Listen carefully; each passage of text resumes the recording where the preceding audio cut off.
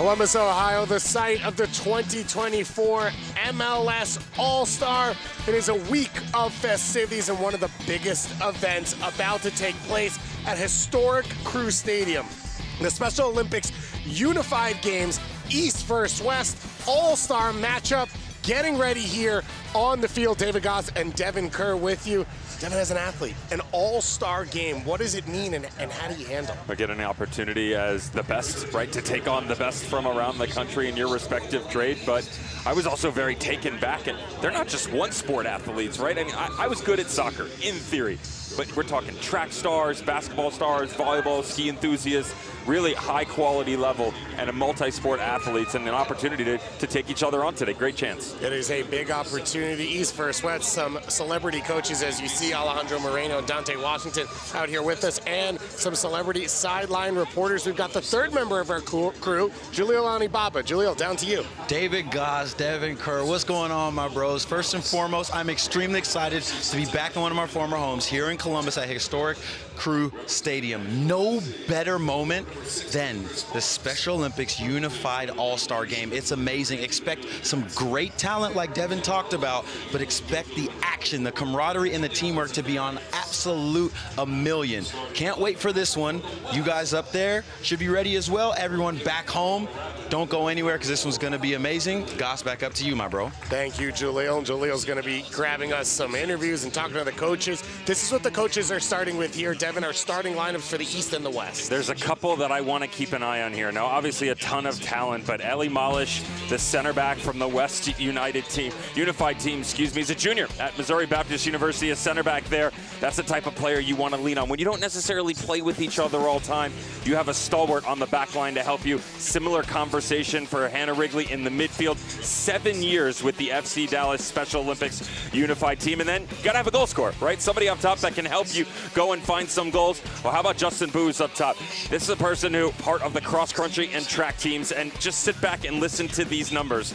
PR in the mile, 4:32, ouch, 16:32 in a 5K, so not just a goal scorer, but an absolute trailblazer up top in the 9.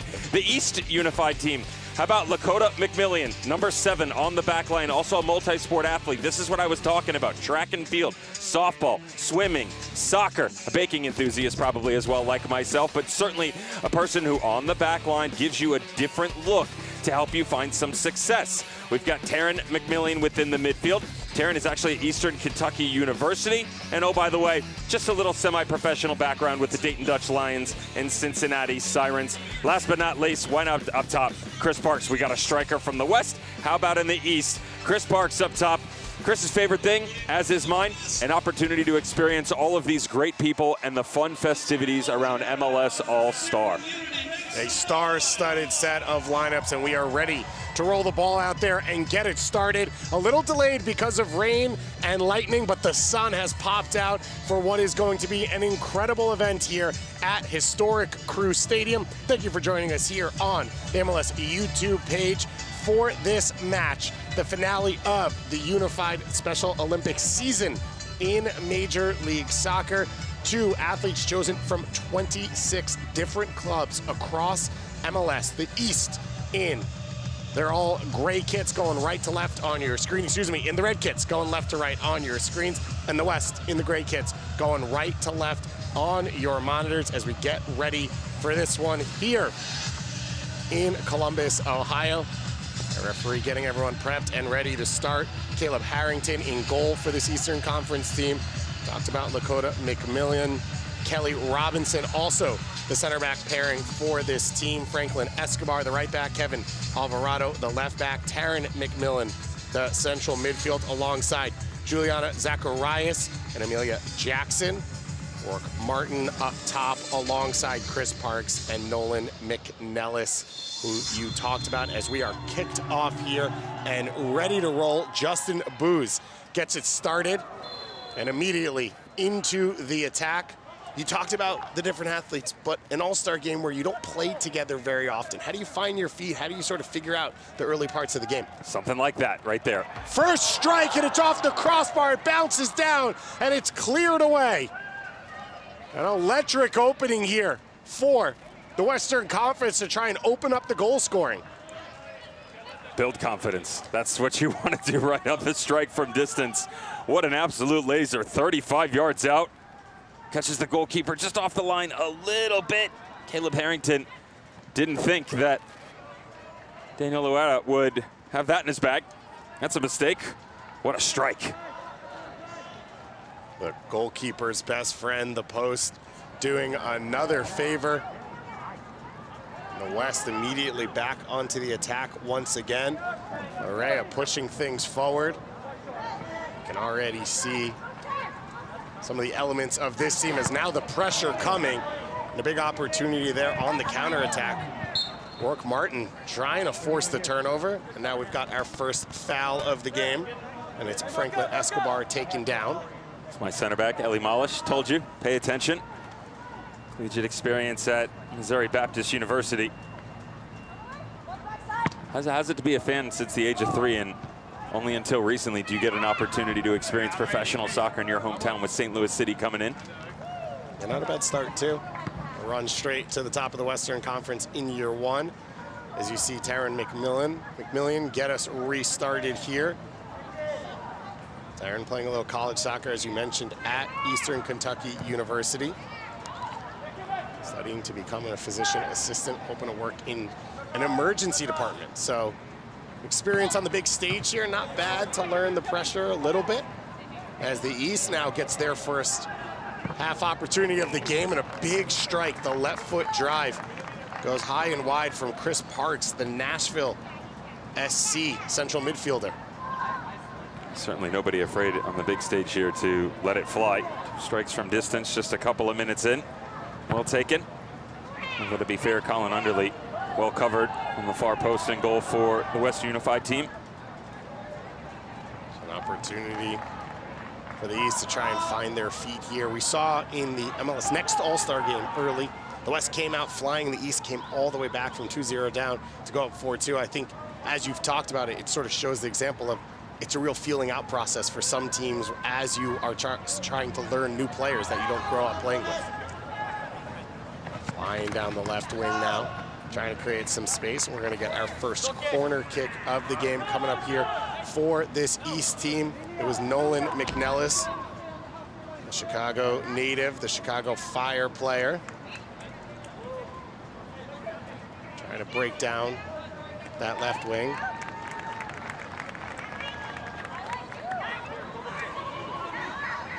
Corner kick coming up. It'll be Kevin Alvarado to take it. Alvarado in his second season with the Charlotte FC Unified squad.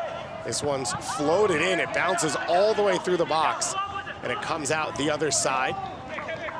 That one put out safely for another corner kick coming. Emergency defending there from Nico Brescia.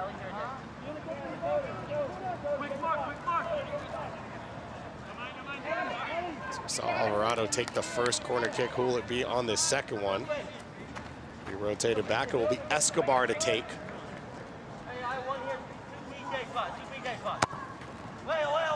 Put it in at the near post, knocked down by Lorea. Good pressure. Now a chance to counterattack the other way. Brescia chasing. Able to keep it in play, and then overtaken by the midfielder Parks, coming back to cover defensively. Can we talk about the two-way player and Daniel Loera, by the way? That's the midfielder for the West squad that let one go about 20 yards out 2 or 3 minutes ago, and then doing the defensive work on the other end. Lorea now flying forward. Working on his kinesiology degree at Cal State. Is that where that's what we're going with? My vocabulary. Yeah, kinesiology. There we go. The study of body movement? Of sorts, yeah. Yeah, great. It is clearly not something that I am very familiar with in my expertise. The master's in linguistics on full display. Absolutely. There's this little touch, though. Easy. Couple of minutes in. Don't want to give all the tricks of the trade away right away. Beautiful touch, though. Where's the support in behind? DC United player, Escobar. Franklin Escobar Rivera says his favorite player is Vinicius Jr. A little bit of that flair there. Yeah, same. I was expecting, as we read through the bios, to see about 18 of those. But a lot of Ronaldinho respect as well, which I appreciate as an old. This one's knocked out for another throw-in here. Full 45-minute halves here to try and find a winner in this all-star match. These players, a really cool experience over the course of the week to be a part of a lot of different activities alongside the all-star and next all-star teams. Some space here for Alvarado. Tries to slip the through ball in, cannot find a teammate, and it's all the way into the hands of Colin Underley.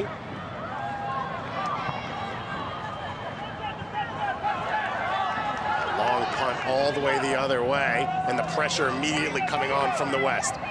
Gray jerseys flying forward. Opportunity for Booz here, the big cross, it's headed down at the far post. Who else but Loera there. His strike is blocked, and will go out for a corner kick. Defending for this east side. His time is coming, though. Loera just 7 minutes into this match, and already 3 very different but impactful plays on either sides of the pitch.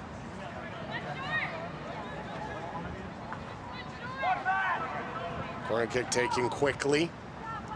But now the ball floated in.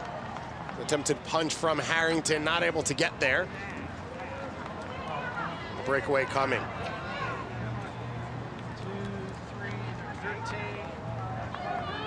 So wholesale substitutions getting ready for the East team. With this heat and this type of temperature, and after the travel and everything, how important is it to try and manage that energy? Very. I would also add in the little weather delay that we had coming into it with all the moisture that's in the air. Certainly a little bit left over on the pitch. It's going to add humidity into that conversation as well, David, and got to make sure that everybody stays hydrated. And how about for the coaches, by the way, the luxury of having such quality deep into their benches and the opportunity to rotate them when necessary. So 2 athletes from 26 different MLS clubs on display here. Your Special Olympians as well as your unified athletes to help form these teams.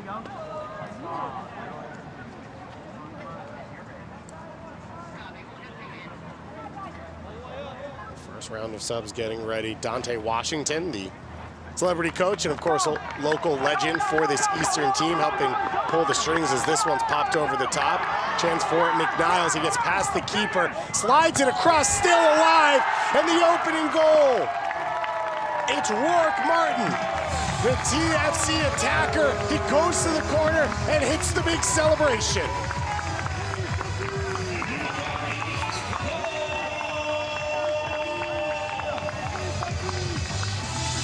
Rourke Martin's name is going to end up on the score sheet, and rightfully so. It's a good finish just inside the 6. But how about the run on the far side of the field and the work rate you get out of Nolan McNellis? Just holding that tight line of that back 4 of the West Unified team, and then that explosion of speed down into the space. And the vision, what a touch pass to come back across. Has to be weighted absolutely perfect in order for Martin to get on the end of this. And the aforementioned substitutes laying in waiting. Pure delight, not just for the goal, but the masterclass of a celebration by Martin. Talks about all the different sports and athletes that these players play. We've seen a lot of basketball players. That is some hang time. That's some height on that celebration from Rourke Martin, just to show off on top of the goal. George McDay, Aiden Ramirez, and Nemaya Tanga coming on for this East team in the break in between, coming after the goal, and you saw the energy on that sideline for that opening goal. Emma Sim checking on as well. Emma Sim playing varsity soccer alongside playing at Southern Soccer Academy, one of the big academies out in Atlanta. So wholesale changes for the Eastern Conference. The strings being pulled by Columbus Crew legend and local Dante Washington, who's down on the field with our own Jaleel Anibaba. Julio, when you get a chance, you can chat with Dante. Okay, David, thank you for throwing it down to us. How about that first goal from your east side? Dante, you are a local legend here in Columbus with over 80 goal contributions in your MLS career. But most importantly, what does it mean to you to be a part of such an amazing moment here at historic Crew Stadium? I tell you, there were so many great memories over the many, many years that have happened here, and it's absolutely awesome to be back in here watching these athletes perform. Obviously really happy right now with us on the east side getting the first goal, but you know, in the end, it's all about us all having fun. Yeah, it's awesome just to be able to bring so many people together here. It looks like a potential goal. Still alive for the East right now, and finally cleared away by the West, and Dante just sitting on the edge of his seat right now, Julio, alongside you. He really is. So just before we let you go, thanks for taking the time, Dante, most importantly. What are you expecting out of this experience, and what do you want, most importantly, the players to get out of it? I'm just happy for them to be able to have the experience to play on the field. Like, it's so special. I hope they understand, and maybe I'll get a chance to talk to them and help them understand, like, there is so much that's happened in this stadium between MLS Cups, U.S. men's and women's national team games that have happened here, Dos Aceros, as we all know well. So hopefully they'll understand they're another part of the history, the tradition of the great things that have happened inside here. Yeah, and this is an amazing moment. So again, Dante, my brother, thank you so much for taking the time. Good luck the rest of the way. Back up to you, guys. Thank you, Julio. Thank you, Dante, for taking the time to chat with us. The foul there called on Esteban Mercado. Mercado called with the foul, trying to come back and help defend. And Dos Aceros was the score about 20 minutes into the MLS Next All-Star game. It was almost the same here. Another close opportunity for the East, and now they've got a chance on this set piece, Devin, to maybe throw some numbers forward. This one clipped all the way in. It's punched away from the goalkeeper, Underly, and the second chance just wide. But Underly doing the safe thing and keeping that ball out of the middle of the box. I respect Colin Underly's decision in this situation because of the English that's put on the ball, the way that it's struck from distance. A little bit of movement on the tail end of it. Difficult for the goalkeeper to judge, and just elects to punch it off. Thrown back in by Alan Figueroa, Inter Miami representative. Substitutes getting ready here for the Western Conference. We saw that line change really for the East.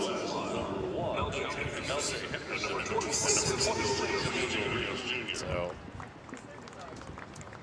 LJ Henderson coming on, an Austin FC representative. LJ, a bowler, basketball player alongside being a soccer player.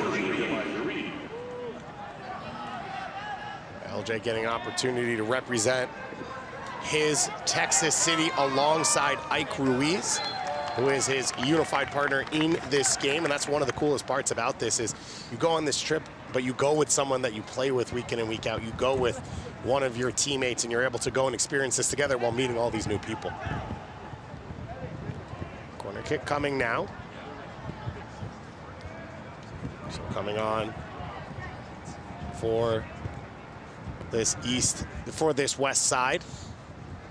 Big chance coming now. Curled in, punched straight up into the air by Harrington. Second ball brought down. Underly's off his line, and Underly blasts this one long. That one's central. It might have been on frame.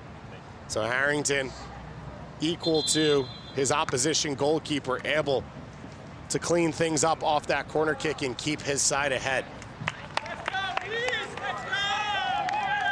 Some subs now as Matthew Sosa, New York Red Bulls player, comes on.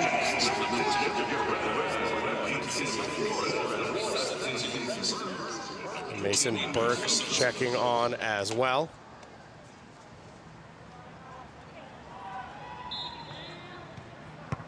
Matthew Sosa, a New Jersey-based student, New York Red Bull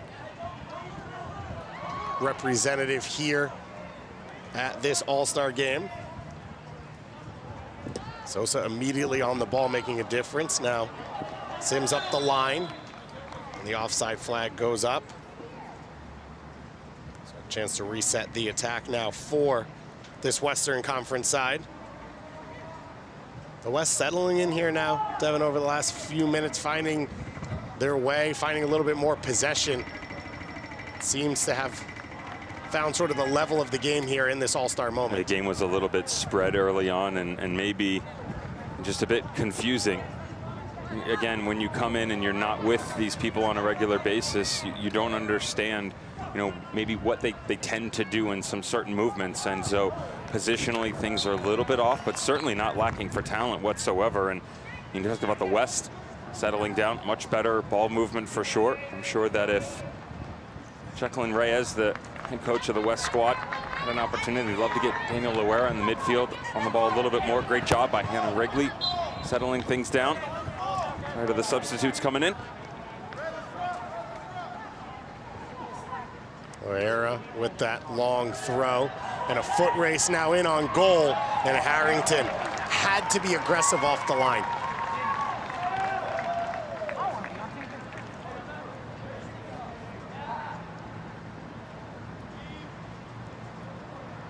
Harrington looking to restart things. The Orlando City goalkeeper, another one of those multi-sport athletes, basketball, football, and softball at a high level. The East is able to clear things up. Tonga with the beautiful layoff, and now transition opportunity the other way. This one pops out wide for Flores, but it's going to be cleared up the line.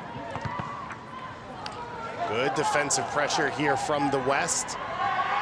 Diop trying to attack 1v1. Diop's able to cut around the defender and then curls the strike in. So another long shooting attempt here for the West. It's a really good move from Diop. I want to hear Jordan Henderson screaming at the top of his lungs. He was wide open. Look at the overlapping run over the left shoulder. Doesn't recognize it, but Diop, good job on the little cutback to the inside. Amelia Jackson just slowing that attack. Again, it's a strike for sure. It's an opportunity given up, but it is from distance, so a little less threatening. Good defending.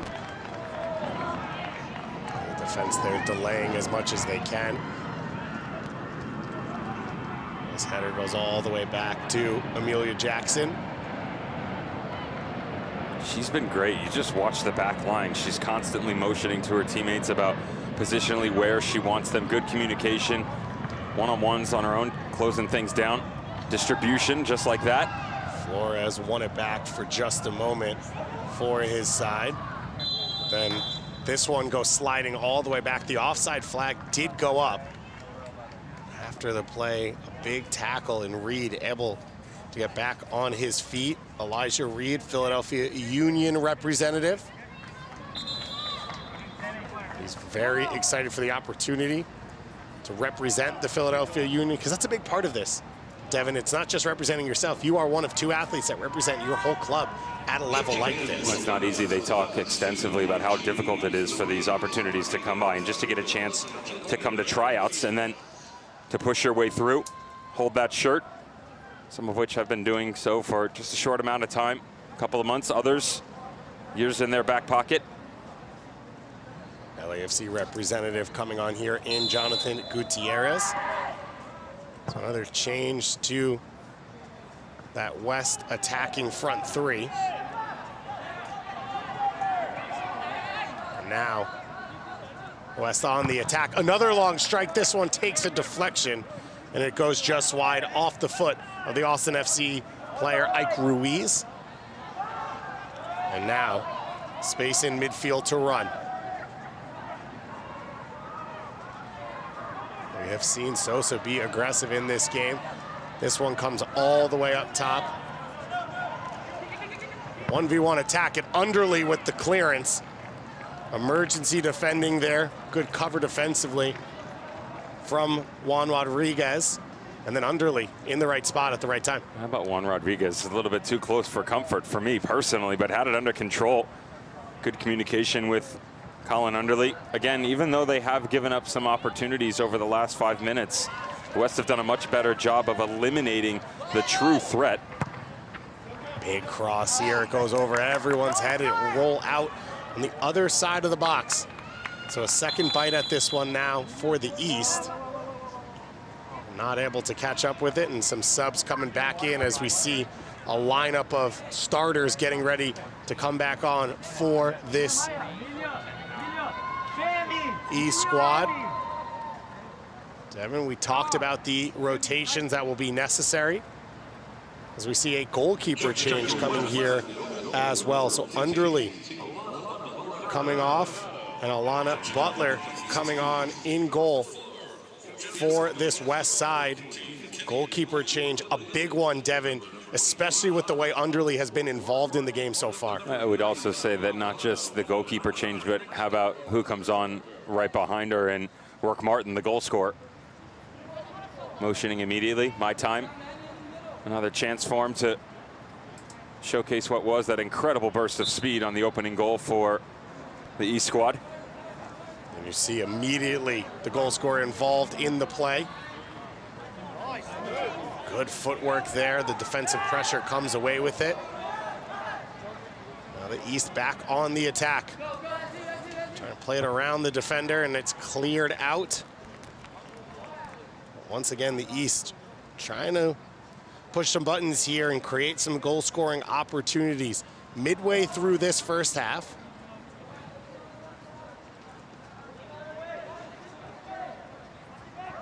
Good turn. That's a very good ball in, but well done, feeling the pressure over the shoulder.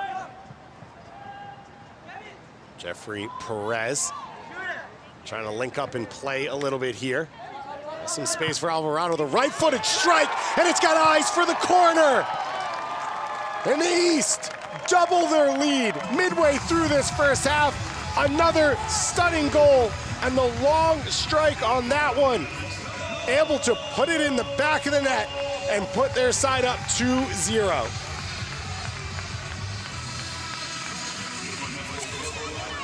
The representative from Charlotte FC, Kevin Alvarado. We saw the burst of speed on the far side with utter class atop the six from Rourke Martin on the first one. This one very different from distance. A good turn just to get the movement to the outside. And how's the form, by the way?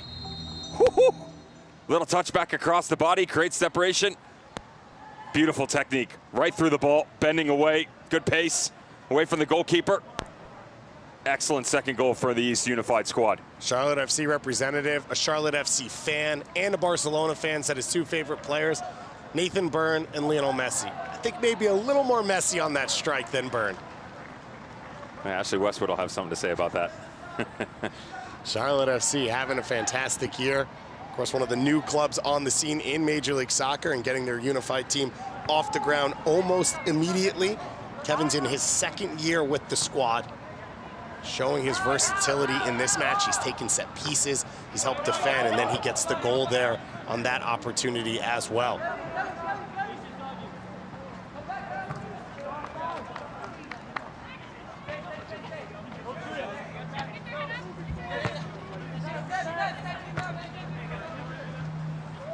Alvarado right back on the ball. Now Sim trying to find some space up the line. Played in for Rourke Martin, and the foul. A little over-aggressive defending there from Bryce Young. So the San Jose defender gets called for the foul.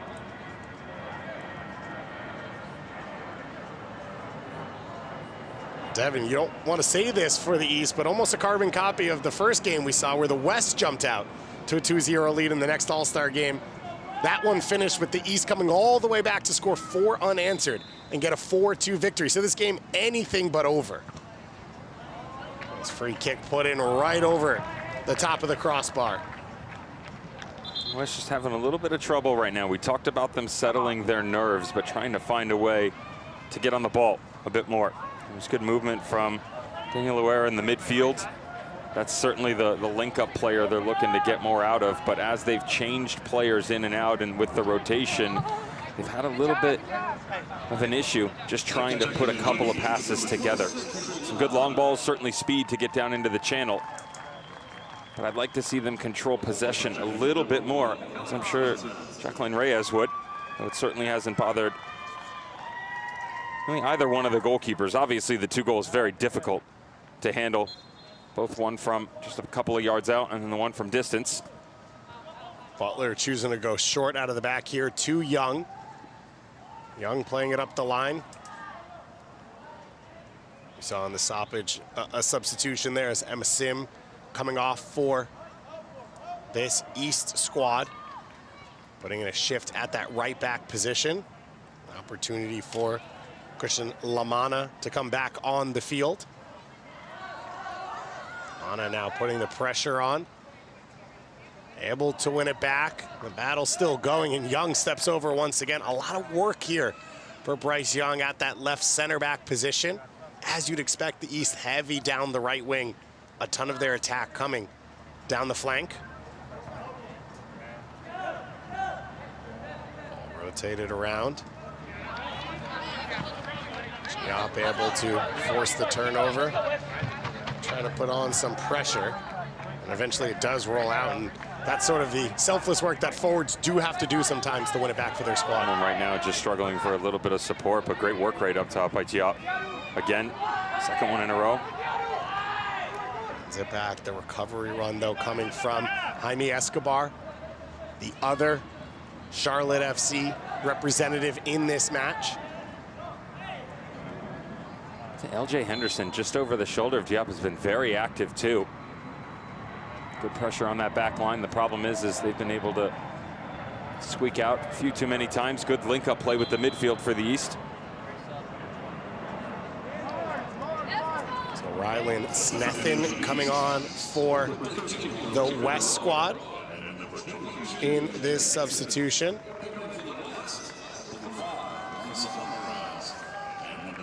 Luisa Alvarez coming on as well. Number 5, the representative from FC Dallas. Alvarez, a midfielder with that team.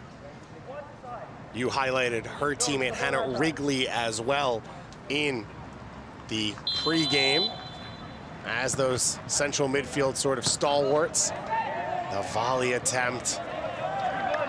Caught a ton of the ball, but not able to cleanly face it on goal. And now the second opportunity. A bit of ping pong in here. See some of that high pressing style, and now the West finally come away with it. First opportunity of the game for Snethin to get involved. Johnson now. Is it into the middle of midfield? Young stepping forward, can't keep the ball, and now Red Shirts trying to break out, but Young once again showing his emergency defending to keep his team alive. Joshua Toplakar coming on.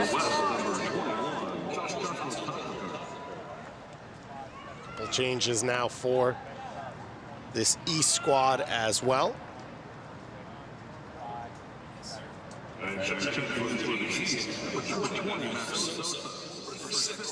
Sosa coming back on, was very active in his first appearance off the bench in this one. Devin, at this point now we've seen everyone. It feels like all of these players have started to settle in to this experience, and you're starting to see groups that have figured out how to play together in different portions of the field. The East looks really comfortable on the ball. Again, I think they've done a really good job within the midfield, and not only putting together passes there, but items like that when they're going to take a chance because they have numbers up high, they're committing numbers forward. And the difference on the other side, up top, but isolated. A lot of one-offs where the strikers are chasing balls down into the channel, and they just don't have the same sort of support in the numbers I just referenced for the East squad. But good defending, even with the change of goalkeepers. They've done a good job of keeping the game in front of them and eliminating any true threats. Unfortunately for them, they'd already given up 2 goals, so they're just trying to find some sort of rhythm to get back into this. You know, the next goal is going to be a huge momentum shifter for one of these two teams. There's a big collision.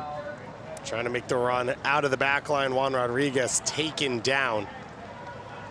Rodriguez, a school teacher, so off on summer vacation. What better than coming to Columbus and hanging out for All-Star Week. We've got a great week of festivities here in Columbus. The Skills Challenge still to come up later tonight down at lower.com field, as well as the MLS vs. Liga MX All-Stars still tomorrow. But Devin, it's about the week. It's about the festivity. It's about the city. It's about the experience, the celebration of the sport as well, and of course the celebration of these great athletes. Let's go back down here during the hydration break to our sideline reporter Julio Alibaba. And Goss, when you talk about things to celebrate, I am here with David Winner. You have the best name of any athlete, I have to say. But David, what does it mean to you to not only be a part of today, but to do it as the Academy goalkeeper coach here at the Columbus Crew, and also have started your MLS career here as a goalkeeper back in '96? Yeah, no, it's full circle.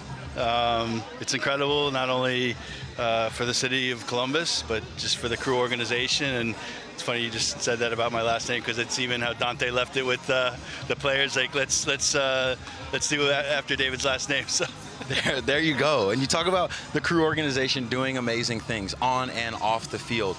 But this week is about the entire league, bringing everybody together. How better is it to be able to be done here? What does the Special Olympics and the Unified Games and the All-Star Game mean to you and to the players? Well, it's actually incredible, because even as a player, regardless of some of the organizations I was with, I would always volunteer with the Special Olympics. So when Stephanie asked if, and I guess it was, my name was brought up a number of times as well. So no, it's been incredibly special, and again, full circle. Awesome. And just to say thank you, I want to appreciate you for taking your time. Last one, what do you expect in the second half? Pretty much with the first half, and luckily had great support this week. Again, we've got DW out here, and Dean and Megan have been incredible, even with the training yesterday. But yeah, hopefully in the second half we'll continue to score some goals. Amazing. You guys heard it from David Winner himself. Thanks a lot, my brother. He's got the lead right now. He's hoping for the win as we head into the second portion of this first half, coming out of the hydration break. What's the message from the coaches in a moment like that? What's the opportunity for the athletes that you get that break, you get to sort of get in a circle and talk a little bit about what's going on? Well, Mr. Winner, be careful. Be careful. Don't get too greedy. It was a very good start, absolutely. But as you've alluded to a couple of times, 2-0 for the West next All-Star squad. And East came roaring back to win 4-2. Courtesy, of course, of the man of the hour, Kevin Sullivan, with his goal and the assist. So I would expect something like this. Big opportunity here, and finally pushed away by Lamanna. Just continue to stay up high here. You know, the one thing I'd like to see is that right there. I want to see a little bit more aggression defensively coming off that back line because of the East's willingness to commit numbers forward. Take advantage of the space. You win that first tackle, you're going to have the ability to continue that progression going forward. Young stepping forward. We've seen how active he is on that back line, and it was Ike Ruiz putting that cross in, but an opportunity for Harrington to get off his line and get that ball into his hands. And now roll it short to Christian Lamanna, Pickering, Ontario native, part of the Toronto FC Unified squad. Of course, a multinational league, so multinational competition here in the Unified Games. And Young once again over to do the defensive work. Inter Miami's Figueroa was trying to create the danger on the right side of the box. Who else to step up here for the set piece than the goal scorer, Kevin Alvarado? We've seen his ability, his ball striking ability in this match. Put this thing on a platter. This one's driven in. Snoothen able to head it directly down. Alvarado just lets it run out to reset things off the throw-in. Dante Washington talked about it in his interview with Julio Alibaba, but the opportunity to play on this field for these athletes, Devin, the oldest soccer stadium in the United States, you can just feel the history when you walk into this building. You can feel the energy. 1999? Dear Lord, where were you? Not watching this game. Probably running around and running into things as fast as I could. It's crazy how much things have changed, but some stays the same, right? The commitment to the culture of this great sport within this community. Historic Crew Stadium that though established such a long time ago, and though they've moved into lower.com, which magnificent venue, I might add, that we haven't addressed the fact that people that don't know, training facility right behind us, the administrative offices here as well, as are the locker rooms for the players, both Columbus Crew and the Crew 2 players. So, as much as you try and move into a new era, you also want to make sure that you're bridging the gap and taking full advantage of the culture and history that was established prior. Fun fact, didn't know this, shared this with you on the drive-in, that all of the titles that they've won, the trophies actually remain here at this property, and then game day, move them over to lower.com. You got to have everyone walk by those trophies every single day when you go to work to see what you are working for. Columbus is one of the true soccer markets. It's a tourist trap for people like you and I. No problem stopping and whipping the camera out for that. You got to make the pilgrimage to historic Crew Stadium to see the trophies. It's a set piece lining up here. Emmanuel Rios standing over this one from NYCFC. Special Olympic gold medalist himself. The fake set piece and then the strike, and it's just over the crossbar. Underly back into goal after the hydration break. Seemed like he had it covered, but big danger there once again for this eastern side. Love the little stutter step too by the player who provided the assist on the opening goal, Nolan McNellis. Goalkeeper, just a slight pause for Underly in goal. What a strike. Just comes a little bit shallow on the ball. Good pace though. If not for the woodwork, might be talking about 3-0. Underly can breathe a sigh of relief. Now we've seen the crossbar hit for both teams, so we're just even on that one. No advantage either way. You do see a marked difference in the substitution patterns for the two sides. The East going 5 or 6 players at a time. The West a little more specific. 1 or 2 pieces kind of sliding things around as they go along here in this first half. And here comes the player right there, Loera, who has certainly been one of the more efficient on the ball, very dangerous with his creation on one end and willing to do the dirty work on the other side. Couple of quality tackles to keep the East at bay. When things are frantic for you and you're trying to figure out exactly what the tempo of the game is going to be, you certainly know what the opponent is going to bring. But with rotating faces, it's nice to have a player just like that, right? Just kind of steps on the ball, gives you that calming ease within the midfield that the opportunity is going to come. You know that they're going to be willing to step in and win some of these tackles for you.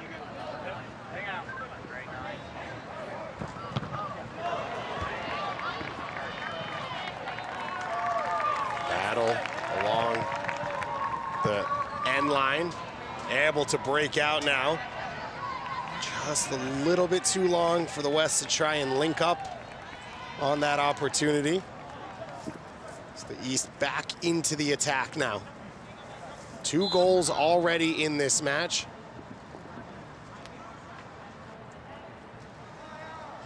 The perfect start to this game for this East side. As we head into the final few moments of this first half. Booze coming back on the field. We saw some of the threat that you highlighted in the open so far in this half from Booze, but you'd love to see him get more touches. More speed, more balls into the space to allow him to run onto it. I mean, someone who tracks a mile sub 5 minutes, take advantage of that. Utilize this speed as an asset, maybe not necessarily trying to play into feet as much because there's some excellent movement along this back line. Just got to find the right timing to play him through. Not the only track star on the field, Amelia Jackson, who got the start at center back for this East side. On the bench right now, current track athlete at the University of New Hampshire.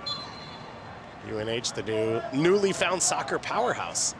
UNH. Moise Bombito representing them at the Copa America. Yannick Bright getting on the field as well. Who knew? Well, we're going to see what that looks like in the future. Mark Hubbard, the man who was in charge of all that, now taking his efforts to NC State in the ACC. Sleeping powerhouse, you'd say? Ooh, could be. The triangle, everyone knows. You're looking at a Charlotte athlete right here who's already got a goal in this game in Kevin Alvarado. It's a great soccer background in North Carolina, and sometimes it feels like there's some unearthed gems that you could really build on there. Yeah, your NC States, your high points, right? You know, you start to move in and out of not just the triangle, but Carolina area in general. Gone are the days where it's just 3 or 4 big name blue chip schools that run the collegiate area. So Brescia coming back on for the West as the East prepares their next line change here. Isaac Malish coming off for the Western Conference side as Alvarado comes back to make that tackle.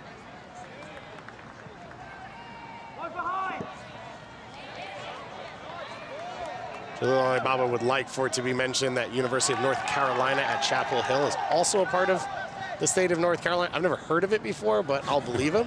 As another strike's put on, and the post hit once again for the 3rd time in the first half here at the Special Olympics Unified All-Star Game. The post has been hit by the ball, and this time it's Matthew Sosa, the Red Bull attacker, who snuck it by Underly, but couldn't find the back of the net. Certainly not lacking for speed on that front line for the E squad. Matt Sosa, how do you get that ball back across by yourself? Notice how slow Matt Sosa is able to stop that top end speed to allow the technique to get out in front of him. Knows that this one was just inches away. You got to think some of the attackers on both these teams are thinking, what else do we have to do to try and beat these goalkeepers? Headed away off the corner kick. Alvarado will take it once again. This ball played in, it bounces around. The clearance. And here's a chance for Booz to try and start the counterattack. Gets it out in front of him, but Tonga there to take it. Booz doesn't slow down. And that's a ton of pressure there on Harrington coming off his line.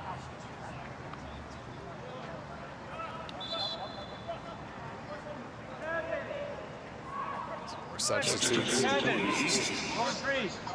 One of the captains, Chris Parks, coming back on the field. I saw him run the midfield a little bit in this first half. And Elijah Reed, Philadelphia Union member, coming back on as well. Well, maybe an opportunity to try and counteract some of that speed up top from Boost with the addition of Nelia Jackson. Although certainly changing the position here a little bit. The East squad, they had her right along that back line, keeping everything organized, but with the stellar play that we've seen from Hemaya Tonga back there, move her a little bit higher, be more aggressive.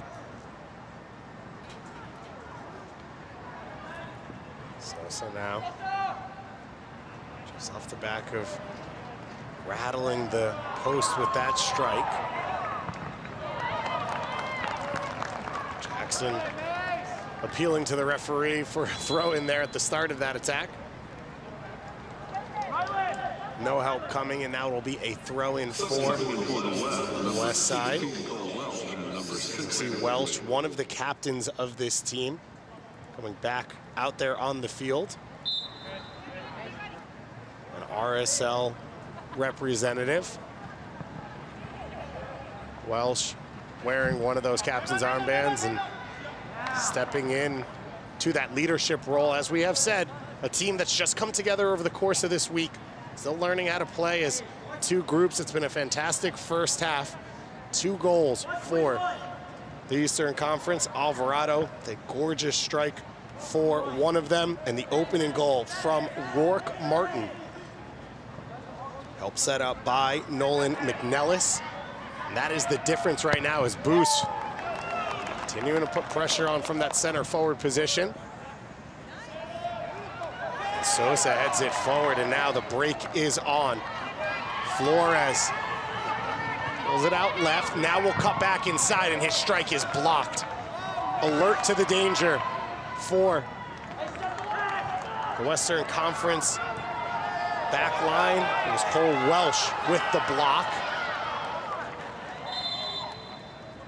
And an offside flag will go up against Boos. Evan, talk to me about the halftime talks here for these 2 coaching staffs. Let's start with the East. You're up 2-0. What's the message to your squad? Calculated risks. Right, you're sitting on that 2-goal lead. Certainly seen a couple of other opportunities that have knocked themselves off the woodwork. So when you have that luxury, that little bit of ability to say, you know what, we don't necessarily have to go in this moment. Only challenge when that space really opens up, especially with as aggressive they are with their numbers coming forward. But I would say the conversation from the West is it's not going to be very different than what Ali Moreno has said to his team so far, and just keeping them stable. I think the substitutes, when you watch, they've done a much better job of making an impact on this game. But for me, it's probably going to come down to what the West can do in the midfield. We've seen Daniel Loera and his ability to kind of hold serve with the ball, but Hannah Wrigley down underneath, a couple of good tackles. But it's one or two. They got to try and find a way to get multiple players on the same page. All over the top, trying to test the high line of the Western Conference. Welsh once again over to deal with it. Loera now picks it up, pressure coming, able to put it back across the middle of the field. It's turned over at the last moment as the West tried to get out in transition. Boost wins it back. Tonga off his foot, and now the pressure continuing to come. These great jerseys flood forward for the Western Conference. This will be a dramatic moment to get a goal. Lee steps on it. Irene Lee. And her shot floats just over the crossbar. We just asked for more numbers from the West Unified team, and I did mention Hannah Wrigley. Really good job on the tackle, about 25 yards out to get the pressure, bring that ball back across, and then allow, even if you can't get on the first one here, David, the second one where you've got numbers up high, the ability to get that second line of pressure, and a good strike from distance. So you're into 2 minutes of the minimum of 3 minutes of stoppage time in this first half. Lee, after taking that strike, coming all the way back to help defensively. That shot takes a deflection opportunity coming here. Underly off his line. He's able to make the first save. The second opportunity still there. And Elijah Reed, the third goal of the first half. And he goes to his bench to celebrate as a Philadelphia Union representative puts his side even further ahead. And a team in form on the field, and look at the celebration off it. They're prepared, they're ready, and that's how you get results. Rowing the boat all the way to a third in the opening 45 minutes here. What a finish by Reed. Give Underly credit. Really good job coming off the line. Just doesn't get enough on the ball. Goes to ground a bit early, but really well done by Reed to stay with it, because even though there is contact, notice how he resets himself, is able to regain that proper positioning, even off the touch from Underly in goal. Quick little step back across, even with the loss of footing. Good composure, recognizes doesn't have a ton of time. The tiniest of touches will do, and the cherry on top to close out the first half. And the celebration to boot. One of the moments, not just of the match, but of the week so far at All-Star. The whole team in unison. Dante Washington down there in the middle as the coach, ready to row that boat. And Devin, when you're rowing in the same direction as your teammates, it's got to feel good. The wind at the backs right now of this Eastern That's Conference. the greatest celebration I've ever seen for a team in any sport, in any level of competition around the world. That's incredible. Elite stuff in this first half from both these sides. The East with the lead. Let's go down, though, to Jalil Alibaba with the head coach for the Western Conference. Yes, Goss, what's up, my bro? Thanks for bringing it down here with the legendary Alejandro Moreno. So, what does it mean to you to be back in Columbus? What does it mean to be back on this pitch? But most importantly, what does it mean to be back doing such amazing things with this amazing group of young men and women? Well, that's a lot of questions, but it's just great. It's great all around. It's great to be here in Columbus. It's a great experience for me to be able to share this, and a great honor, honestly, to be involved with these guys and what they're trying to do and the work that they're putting in. Quite frankly, I haven't seen Dante Washington move that fast in 30 years to go celebrate a goal, honestly. And by the way, was the first goal offside? Pretty sure it was offside. We got VAR in this or what? What's going on here, man? From my vantage point, I couldn't tell. But you know me, I'm going to stay diplomatic. But in terms of just being around the young individuals, individuals, and you and I, we've shared pitches just like this one. What does it mean for them to be able to be in such a historic venue? Yeah, and it's the smiles, right? Yeah. It's the enjoyment. You got guys that coming on the field, coming off the field, and they're so excited to just be here and participate in this. And they should know that people like myself and Dante are also excited to be participating with them. It's an honor for us to be here. It's an honor for us to try to represent MLS in the best way and to try to make sure that we're making a difference. But little do they know that they're making much more of a difference in our lives and allowing us to be part of this experience. Well, that's amazing. Little did you know, even though we were playing against each other, you were helping me out, just pave the way. What would you leave with the players when you go and talk to them in terms of paving the way for them and enjoying this experience? Yeah, well, I don't know how much they're enjoying it at 3-0 down, but I'm gonna try to keep it positive. And I think we know that the most important thing right now out here is that they're enjoying themselves. The East team is enjoying themselves a little bit too much, quite frankly. Again, Dante moving way too fast after 30 years.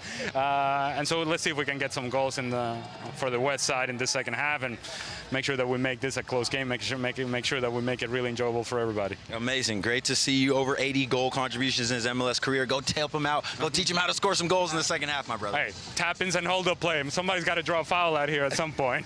All right? Thanks a lot, my bro. See you. Yes, sir. Thank you to Alejandro Moreno, of course, a Venezuelan legend, but he won't love seeing his Venezuelan compatriot Kevin Alvarado with the second goal, a 3-0 lead. We'll be back in just a moment with all your second half action here from the Special Olympics Unified All-Star Game.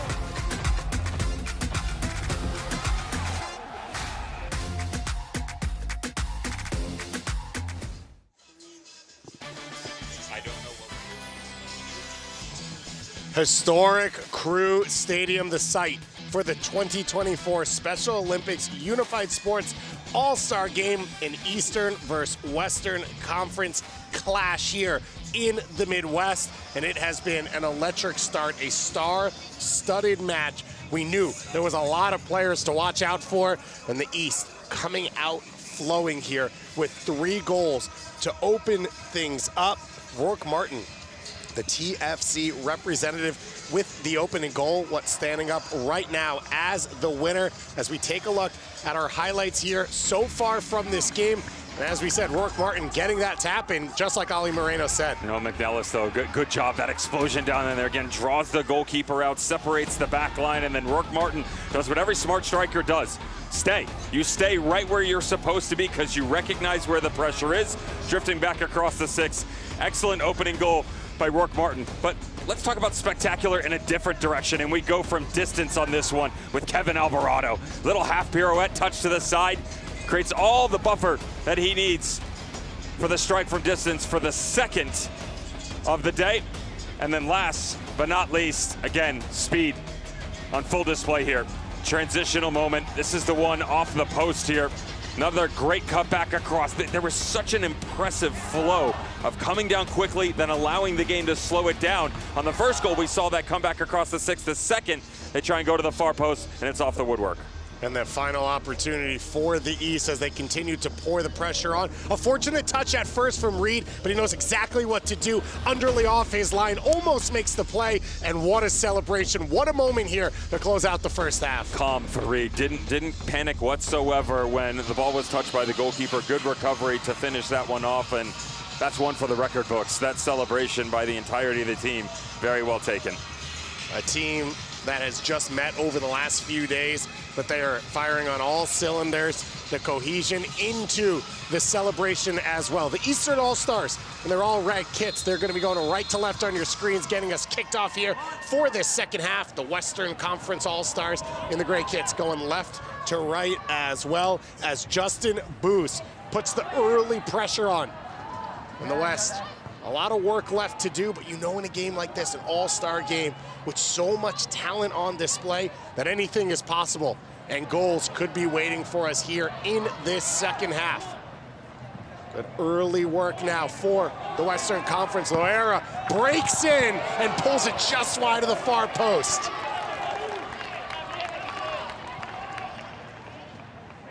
The LA Galaxy midfielder, he started the first half by hitting the crossbar, and Devin, inches away here. 19 years of age, working towards his degree at Cal State, but seems much older with the wise play that has been. The good ball movement through the midfield by Loretta. That one just getting away, but good recovered here.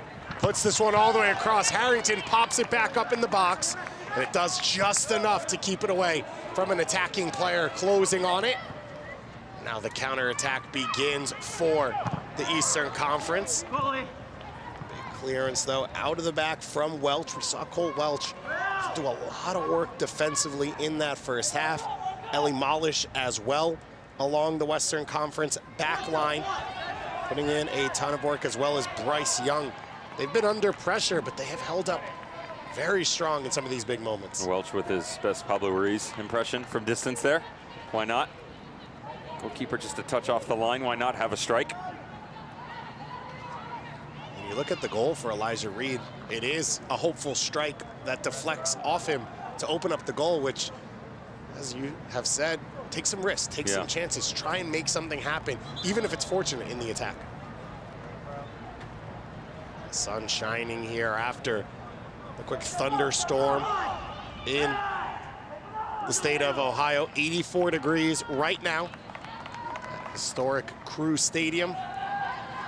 It's the second match of the day here on this field as we get ready for the MLS Skills Challenge against the Liga MX All-Stars later on tonight. And we've seen a lot of the Liga MX and MLS All-Stars coming out onto this field after training alongside us over the course of today to watch this match and watch the next All-Star game as well. Any favorites for you? The Skills Challenge? Yeah. I'm just here for the fun. Same. Fun, by the way, when talking about some of the players peeking down before, and Andre-Pierre Gignac just hanging out in front of us to check out the future stars of tomorrow. Anything Gignac's a part of, I think, it's I'm gold. tuning in for. I made a rush trip to Mexico 9 years ago to make sure I saw him before he retired. 9 years later, he's still scoring goals at the highest level. Underley comes off his line. Been active, understanding the space in front of him and what he needs to do for this team.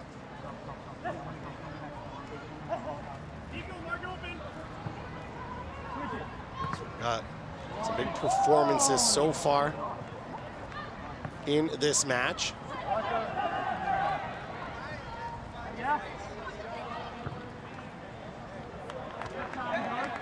This one comes down the line, McDay. Back into the middle. Stepping in is Ellie Cleesh. Trying to link up with Lorea. He has been the safety outlet for this Western Conference side, and now you see the Jets put on by Boos, forcing the corner kick. And out of nothing, a set piece opportunity coming for this Western Conference side. Boos wanted to take it quickly, didn't have a ton of support out on that corner, and now a little bit of help coming from Diop. Play short. Absolutely. Take advantage of that buffer you have. Diop into the feet of Lorea. Now the cross played in. It's over the head of Harrington. Boos runs it down on the far side. Second cross coming. It's deflected. A chance to shoot here. Another deflection. The ball bouncing around. And finally, a foot put through it. And Jed Hansen able to get it high up the field. Hansen in his fourth year as a unified partner, as part of this team, as one of the captains, Chris Parks, comes back on, and Christian Lamana, who was just a motor in that first half, Devin. Christian Lamanna was very active and allowed them to have the ability to attack this game really any way that they wanted to. That's one of the things that the East did a little bit better of a job. Again, everybody certainly going to get their chances, but when they had their moments to take advantage of them, especially with the speed, a ton of speed within this East squad that really wasn't afraid to go and attack the game.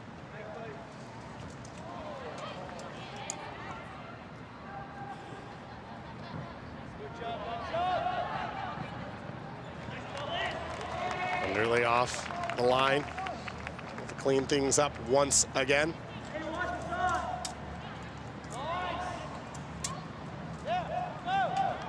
Beautiful interchange here for the East. Cross played in. A lot of options in the box there for Taron McMillan. Not able to find a teammate though. And the West able to avoid a little bit more danger. Then it does feel like the message though from Ali Moreno and the coaching staff has been taken by the West. The first 5 minutes here, they have controlled a ton of the attack. They have to make sure that when the space is there, just like this, again, you certainly want to take advantage of it, but be smart as well. You don't necessarily have to force some of the balls through. And although Rueda has been very good in the midfield, that was one of them. You know, just a little bit better communication. They're doing a good job now getting numbers up higher, not allowing this East squad to push them back. Juan Rodriguez coming back on. 7th grade math teacher on that summer break. Comes back on the field.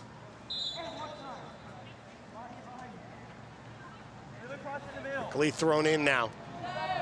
Is this finally the breakthrough for this Western side? And that cross sneaks all the way through, just past the foot of Esteban Mercado. Mercado active in this second half, had a strike earlier on.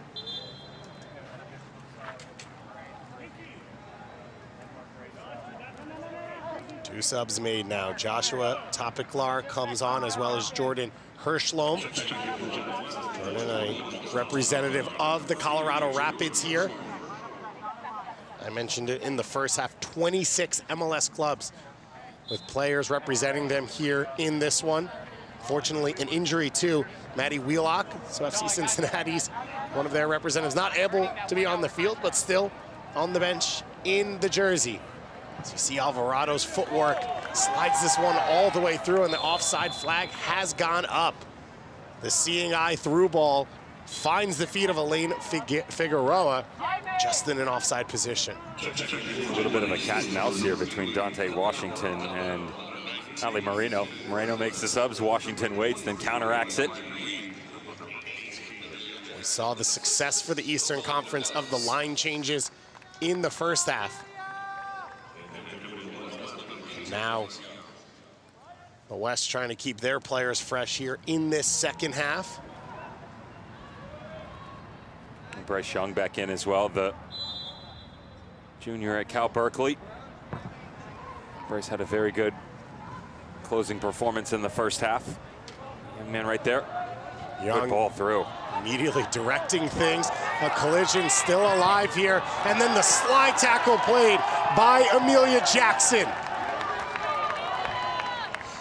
And you have to love that. Jackson with the tackle and then picks Mercado up off the ground. The sportsmanship as well as the competitive spirit.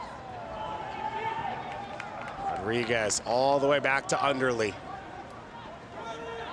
Underley takes a touch, the pressure coming.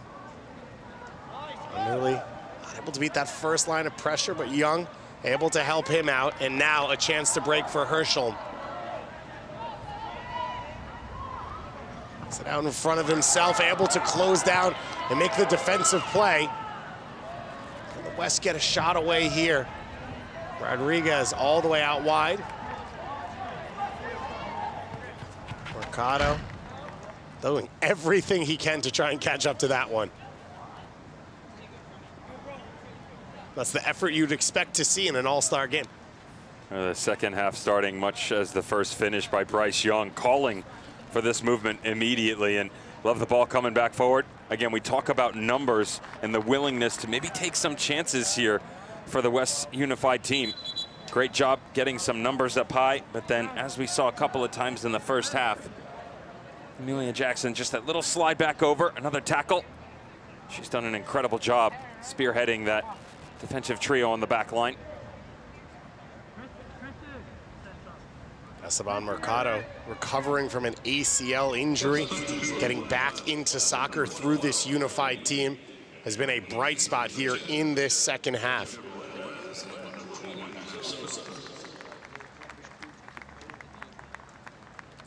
So it has been an awesome game so far between these two teams, the Eastern Conference with the lead right now, as you see the subs coming back on, including Jeffrey Perez. But of course, one of the special parts of this week is the host city and the host representatives. We are in Columbus, Ohio, home of the historic Columbus Crew here at historic Columbus Crew Stadium. Jalil Alibaba is with our two hosts down on the field. Goss, thanks a lot, my bro. We are here with the top ballers from the Columbus Crew Unified team.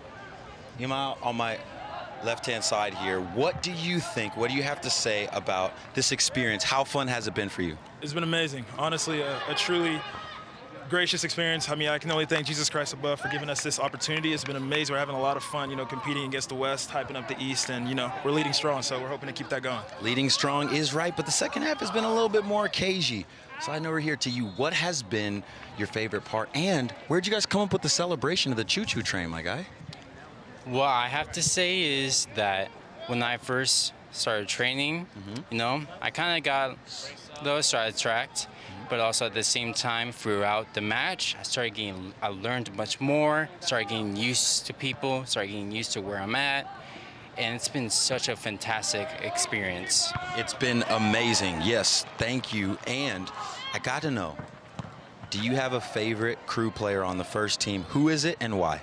It's got to be Camacho, the main leader from the back. You know, he sets the example, holds everybody to a high standard, leads from the back, and, you know, somebody like that that's cool as ice under pressure, it's easy for him to be your leader. So he leads really well. You said it, cool, calm, and collect. You're going to be taking my job soon, my bro. Very well done. And what about you? Who is your favorite Crew player on the first team? I'm going to say Cucho. There you go. So that means you like to score goals, too. So thank you guys for taking the time. Good luck throughout the rest of the second half. Keep balling, keep representing the city of Columbus with the top level, but most importantly, more celebrations, all right? Yeah. Okay, sounds good. Back up to you guys. Thank you to Jalil. Thank you to Nehemiah Tonga, as well as Lakota McMillan there. You got the two sides, a defender and an attacker, and you can see the love for Camacho and the love for Cucho. I'm only going to side with one, and Tonga for my backline brethren. Recognize, that's right, the center backs love that, right? In this day and age, everybody looks at the bright lights, the big city, the spotlight, the goal scorers, but the understanding that it all starts with organization and communication on the back line. And Rudy Camacho, the level that he's at, the level that he's got that team at in Columbus Crew right now in the Eastern Conference, hard to argue his pick. Christian Ramirez said yesterday, Rudy Camacho is the one player on the team who could dress any style and it works. He goes classic and he looks smooth. He goes with something more extreme and he looks like the cool guy. He looks like a rebel. That's the type of versatility you want from a defender. This one's knocked over the top. Lakota McMillan taking some leadership training here to become an athlete leader for the Special Olympics, and you can hear a little bit of that in his answers, finding the game as it goes along, settling in as things happen. And that's what we've keyed on here with these all-star games, just picking up as many cues as you can. The amount of players playing together for the first time. Another chance here for the assist man, Nolan McKellis. Rodriguez comes over with a big tackle. We've got another set piece coming here for the Eastern Conference. How good has Nolan McNellis been, by the way? Left side on that opening goal, as you mentioned, now on the right side. Seen him come up through the middle a couple of times. Very comfortable. Back to goal, playing through him. McNellis getting involved with the Special Olympics Unified Games, thanks to his brother. Now a chance to perform here in the All-Star game. This corner kick on the far post. What a save from Underly, and the second chance is over the crossbar. Body on the line from Colin Underly. The biggest save of the game, and he keeps it at 3-0. Colin has explored a variety of positions throughout his career and says that his passion, though, is always for the goalkeeping position, you get a good understanding why. That is an incredible save by Colin Underley. All the traffic in front of him. Notice him coming back across, just selling out his entire body to make that save, and good pressure on Sosa on the second opportunity to help push up over top of the bar. And you see the smile on the back of that one. He knows that that was a special moment from him. As a goalkeeper, you don't get a lot of chances to be in the highlight reel in a positive way, and a big one there for Underley. That's one of the dressing room conversations of, look what I did. Your goal may mean something, but look what I did to make sure that we were still in that match to prohibit an opportunity being pushed aside. Will be on the highlight pack for sure. Emma Sim checking back in here, as well as Amelia Jackson for the Eastern Conference side. Rodriguez playing it forward for Giop. Space now to get the shot away. Played down into the feet of the goalkeeper.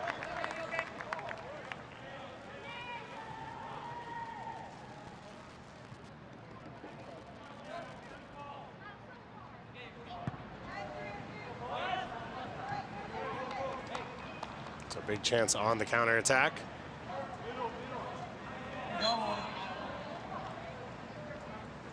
An even second half here, like we saw for large stretches of the first half. It has been those special moments, those goals that have stood out for the Eastern Conference side. Emmanuel Rios getting ready to come back on in this one, as well as Popley.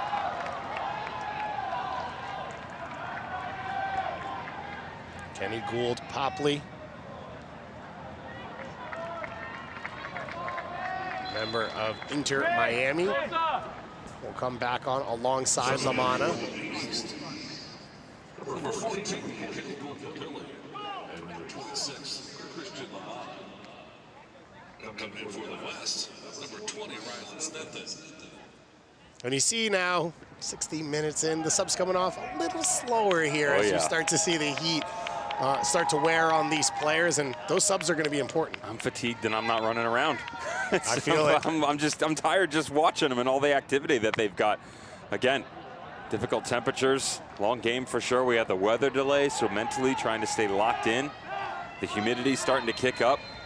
Give a lot of credit to this West squad, by the way, because down 3 wasn't smooth sailing to start the match, but they've done a really good job of staying within their realm, not allowing the game to get away from them. Created a couple opportunities on the other side of the field.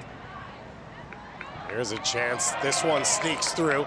It's the pass from Martin, and it's all the way to Underley. Rourke Martin, our opening goal scorer, trying to play provider to George McDay. Ooh, that's going to leave a mark. A big collision in the middle of the field, and coming off that punt. So the trainers He's good. out on the field. I'm good. I don't need a trainer. Everybody off. I'm ready to go. And Snethen immediately saying, listen, let's get back to the task at hand. And the referee making sure any potential head injury or any issue there. Of course, Snethen very familiar with the protocols. He is a referee himself, so you can't complain if you're a ref, right? You got to understand the referee's point of view. But he knew the rules. He didn't want the trainers to come on, so he didn't have to leave the field of play. Heads up. Obviously, in this day and age, though, with the contact, head injury, you want to be oh so careful. Very sensitive area, and just make sure you check all the boxes before re-entering. So Ike Ruiz ready to come back on quickly there just to fill in that spot. Ruiz, one of the Austin representatives in this match. A big-time dancer as well. One of the many in these two teams, as we had a chance to hear from these two squads. Some of the players about their activities, what they like to do. Isaac Malish said after high school he plans on becoming a professional wedding dancer, which would be the opposite of what I'm capable of, as now Ruiz off the bench into the attack, quickly with the strike, and it's wide of the near post. Creativity, though, with the outside of the foot. And the speed has been the primary topic of conversation for the East squad. Really well taken in the transitional moment here, moving up high. Goalkeeper had it covered, though. Caleb Harrington has done a very good job positionally of making sure that when these attacks have come up, he's set in stone. I would say Amelia Jackson has had an incredible game defensively. I know at the tail end of the first half, they tried to move her on the right a little bit higher, but that is her home right there in the center of the back three. Alvarado has it tackled away. A counterattack now. This one pops over the top. The player you mentioned there, Jackson, with the header away. Now Ruiz picks it up. Ruiz has shown this quality with the outside of that right foot here now 2 times in a row. Tenga trying to do his Rudy Camacho impersonation. Shows the calm and cool collection along that back line. Good ball. What an opportunity to be an all-star in your home city. It's fun to travel somewhere new and play in a new environment, but you have to think being a host is a special chance for these young athletes. Well, certainly the opportunity for maybe a few more family members to come and join you in the local festivities. Still a ton to go on, right? Celebration starting on Saturday, so a couple of more hours today. Chance here, and a big save off the volley by Harrington. Second bite at it, and Harrington closing it down at the near post. The second shot played in by Hannah Wrigley. Harrington taking personal offense for us talking about the things that were and what could be, because it's here and now. What a really good save. We saw the goalkeeper on the other side, Underleap, on that save on the near post. This one from distance, and then the second one. Again, talked about just the overall understanding from Harrington anytime these attacks have come, just setting himself so appropriately. There's another one.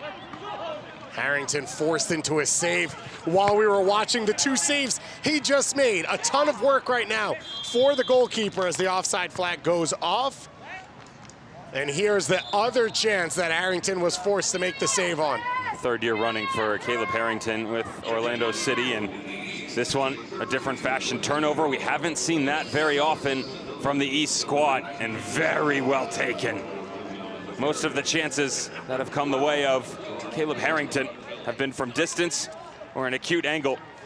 This one very teasing. And Ollie Moreno just went over and I think told Dante Washington, what do we have to do to beat this young man? What a performance right now from Harrington. A point-blank save, 3 in a row to keep his team ahead.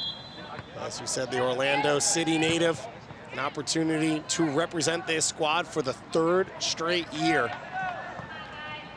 These teams in the unified games, they travel with the first teams to go face off against the other unified MLS teams over the course of the season. This just a cherry on top to be a representative as an all-star. Transition moment once again cleaned up by Jackson. Secondary press now coming. It's knocked away. Good defensive work and recovery, and now a counterattack the other way. Flores, 1v1, trying to cut inside, and defended by Young.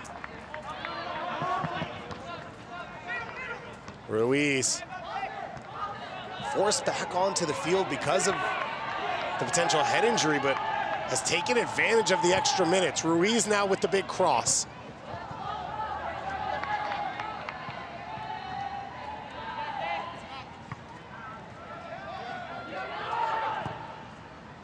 Second ball played in. Harrington, almost the easiest chance he's had, and there almost the mistake comes. But he's able to clean things up, and now he's just gonna take a little bit of a breather to let his team reset their lines.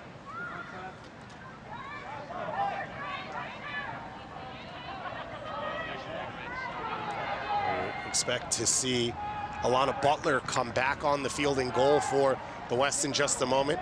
They made a sub in goal in the first half. We saw Butler make a couple big saves in that first half.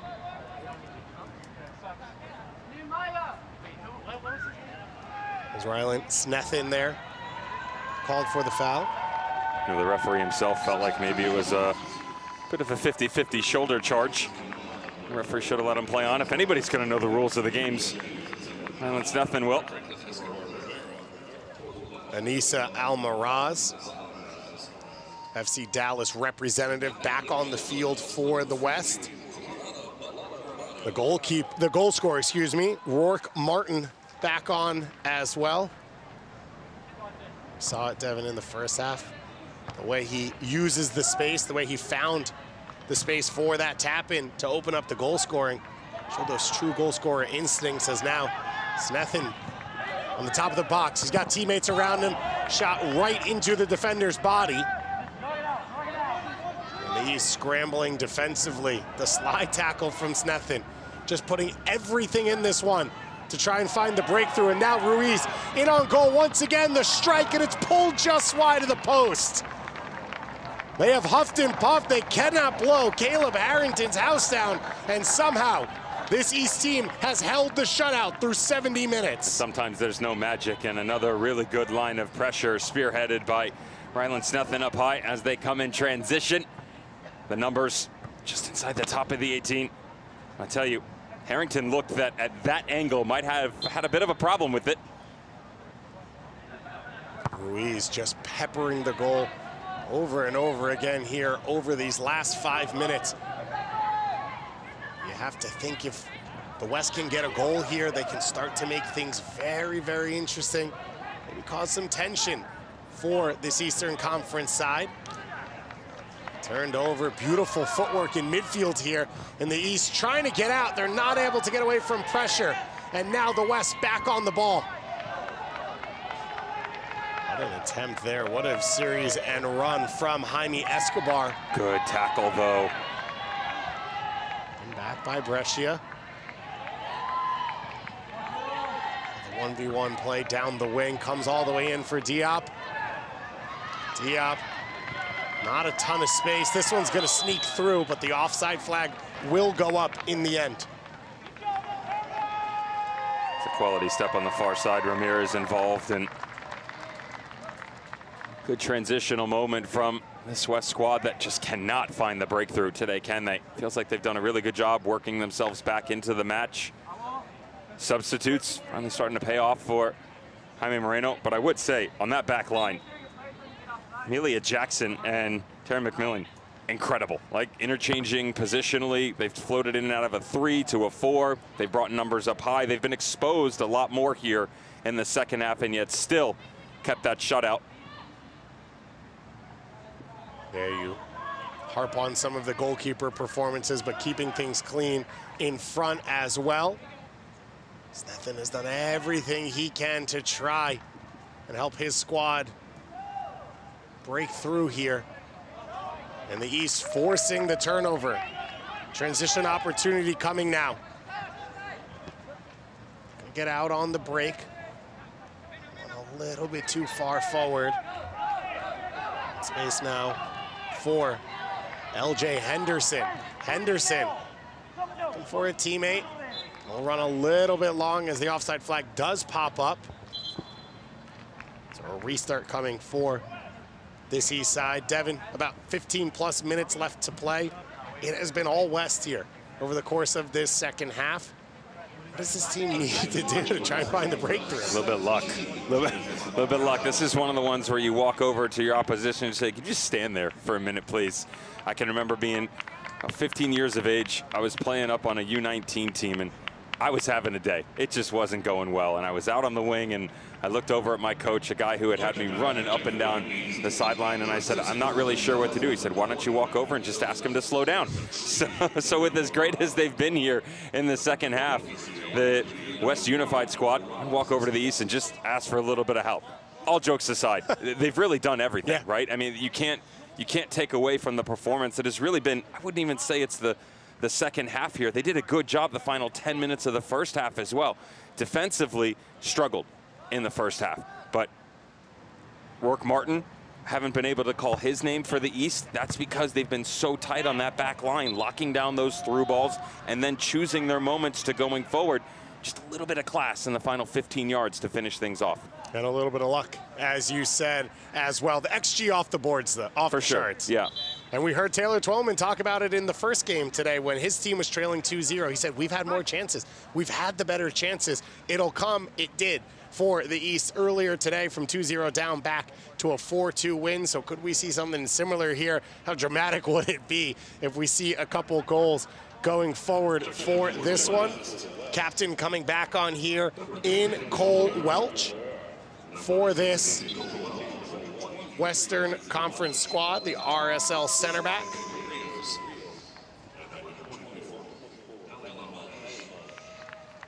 Some fans in the stands cheering for these squads. Devin, you pointed it out. Some special Charlotte FC fans out here as well to support their squad. They have had a show. Kevin Alvarado scored a goal in the first half, a Charlotte FC representative, and Jaime Escobar as well has put on a show at times with his ability on the ball and with his possession. And now, trying to see out the victory. Mercado here is in an onside position, challenging and run down and knocked away for another corner kick for this Western Conference. Franklin Escobar putting in the defensive duties. Corner kick coming up now for this Western Conference side. Could this be the moment? They choose to go short off the corner. It rotates all the way back around. Malish now. Puts it across. Space to shoot here. Harrington pushes it in front of himself, and he goes out, and he cleans up the mess in front of the attackers. I know that when it comes to all-star games, we usually look at metrics like goals and assists, but that's my vote for the MVP. If we had one, right? Everybody has put together some quality performances, but what Harrington has done in goal, incredible, some of the saves that he's come up with. McNellis out on the run once again. He draws the foul. That's going to be a yellow card coming here for Cole Welsh. And Welsh completely understood the call. It's one of those moments where you say, there's nothing else I could do. Yeah, good for him. Walking up to the referee, I immediately would have been in the doghouse. How's the sportsmanship right there, by the way? That right there, top class from Welch. He's trying to close down, understands that he gets in behind. He's not trying to make contact with the player. It's just very well taken by Nolan McNellis. Just like the cutback across we saw in the opening goal by McNellis that got him down into the far side channel. Similar movement here, touching a negative space, but right to the referee. That's my fault.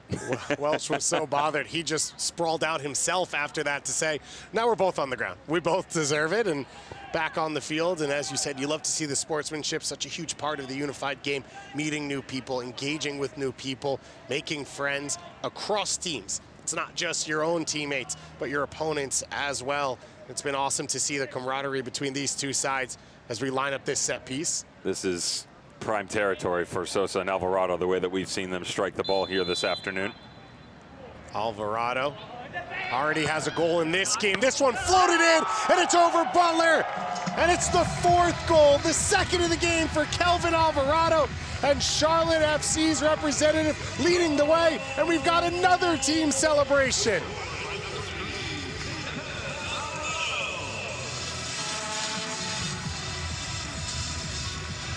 And as these teams line it up and get ready, they've been in sync all game, and the bowling pins go down. It's 4-0 for the East. That's great. I don't know if it can top the row the boat, but the bowling celebration is solid. But how about the strike? Let's go back to it. Again, Alvarado, what a wand that he's got at his disposal from distance. Just a really good bird's eye view of the angle the goalkeeper has to deal with. And how about the English on the ball dropping right in front of Alana Butler? That's a very difficult save for a goalkeeper. It's hot, you've got bodies in front of you, there's a lot of pace behind it, and then the tail end of it, look at the way the ball drops just in front of her. Recognizes that maybe she committed just a little bit high, couldn't recover quick enough, and neither could any of the trailing pins as Kevin Alvarado drops another strike on the afternoon. Devin Kerr in sync with the Eastern Conference team right now. You saw the pressure from Elijah Reed, by the way, on the goal. So making things even harder for Alana Butler, as you said, on that one as we take our second hydration break. The temperature up now over 85 degrees and a chance for the injured Maddie Wheelock to give a little bit of a speech to her team to get them ready to go back out there for the close of the second half. And we've got as well our third member of the crew, Jaleel Anibaba, alongside one of our starting goalkeepers, Colin Underley. Jaleel, down to you. Goss, thanks a lot, my brother. Okay, right here to my left, we have Colin Underley. But what you guys need to understand about him, yes, he's a baller. Yes, he's been making crazy saves. But his mother is the star. She's the head coach of the Western Conference team, also the coach of the Colorado Unified team. What does this whole experience mean for you as a coach, being involved with the program for 3 years? And what do you want to see for the rest of the group here? I really just love the partnerships and community that's built in this experience. And we have people who, prior to their unified experiences at their clubs, maybe have never done anything unified before. And so to see that grow throughout the week here together is really, really special. I think that this just brings out that life becomes more about what happens off the field than what happens on the field. And so we're developing that here. We're watching that grow, and we're looking to our teenagers and to really be those ambassadors for change and to bring the best out in the people that we play alongside with. Yeah, the importance of both on and off the field and what that means for the players, organizations, couldn't sum this experience up any better. When you talk about on the field, what does this experience, what has it been like for you, and what's been your favorite part? It's awesome. I mean, I love to see everyone here. I love to see the growth. It's just such an amazing experience. I love to be something a part of this. Yeah, it's amazing, and you've been doing great. Thank you. Back to you, Mama. So, everybody talks about how amazing you are in Colorado, but obviously this is a family thing. Where does the ethos come from within your family to be a part of Unified Sports? I think it just really means that we're a piece of something bigger. And so I try to lead by example with that for my kids, that we can't expect to have good things happen unless we're an agent of those good things. And so I've always tried to show that to my kids, that it's not about it's what you have, it's really about what you can bring to those relationships and how you can really bring out the best in other people. So we try to live that in our house every day. I couldn't agree more. I can see it, how you guys embody it. And when you talk about relationships, Colin, I saw you were dapping up all of your players on the side during the hydration break. What does it mean to be able to be a good teammate for your other teammates? I just want to show support. Like, I'm here if they need something. So it's like amazing. Like, I love to build those connections. So if it's something like even just saying what's up in the morning, or saying good morning, you know, like just good work after they come off. It's just learning and experiencing why we're here. Yeah, well, we talk about learning, growing. I feel like I'm learning and growing just being with you guys. So thank you guys so much for your time. Good luck throughout the rest of the game, and enjoy all the All-Star festivities. Thank you. Thank you so much. Back up to you guys. Thank you so much to Molly and Colin Underley for their time there. Jacqueline Reyes, one of the coaches for the Western Conference as well. Megan Bender on the Eastern Conference. Dean and David Winner and Dean Aerosmith, all putting in their time to be a part of this. We have spent the whole day, Devin, talking about the future. We started by talking about the future young players in MLS Next. We talk about the future here, and it just, you can't help but feel how bright it is with young people like this who want to be a part of a game like this and go out and put their best performance on in front of everyone in the world. I love the conversation for Colin talking about the relationships and how special they are. There are people that I met at All-Star games when I was 12 years old, at national camps when I was 16 that I'd never met before. So you coming into this awkward environment because you don't know anyone, and it really challenges you as a person. So as an opportunity to branch out, get outside of your comfort zone, and maybe extend that olive branch to someone else, them doing it for you as well. You don't necessarily know where that's going to take you in life, and yet here I personally am 25 plus years later, and some of those guys are some of my best of friends. So an opportunity for them off the field, right? Even though this is what brings us together, but off the field to create lifelong memories and certainly friendships, hopefully for generations to come. Yeah, the sport is a gateway, and it's a gateway to open things up and meet people from all walks of life around the world.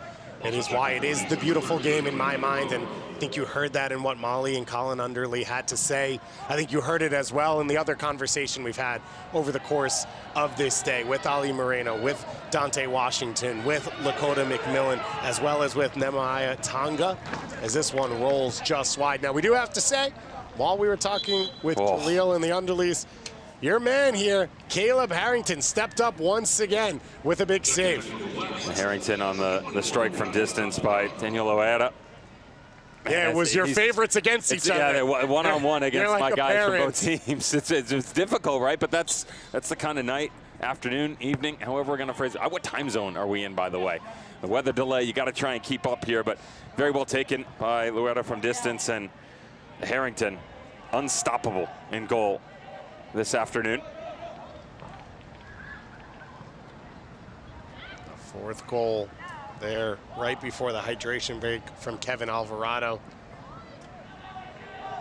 And I think I know what you're going to say here, but the vote is rowing the boat as the #1 goal celebration. Also, don't forget, not a team one, but Rourke Martin. The hang time on his celebration. Yeah, on the shoe, absolutely. You know, my thing would be is on the bowling try for Alvarado, gutter ball first time, went the wrong direction, which I respect. That's on his teammates. I was with him. I thought he was going down the line, but turned around, picked up the spare. We'll give him the full 10, though. Okay. Nice little pivot, but yeah, I think I got to go with rowing the boat on the first one. That's certainly the best that I've ever seen. The West still looking for the breakthrough. This one comes through, and is it finally the breakthrough? No! Another save on the line, you're kidding me, as Harrington keeps the shutout. And you see what it means to his teammates. The frustration for the West, the jubilation for the East, and somehow still without the breakthrough. Now, this is one of the multi-sport athletes that when you get an opportunity to challenge yourself at different levels and different environments, you never know when those skills are going to come into play. So it's the ability to get low, right, the volleyball type movements, then you bounce back up, you're coming high as like a basketball player, and certainly the goalkeeper on the full extension. Caleb Harrington, what more can you say? The variety of saves that he's produced today to keep that donut intact.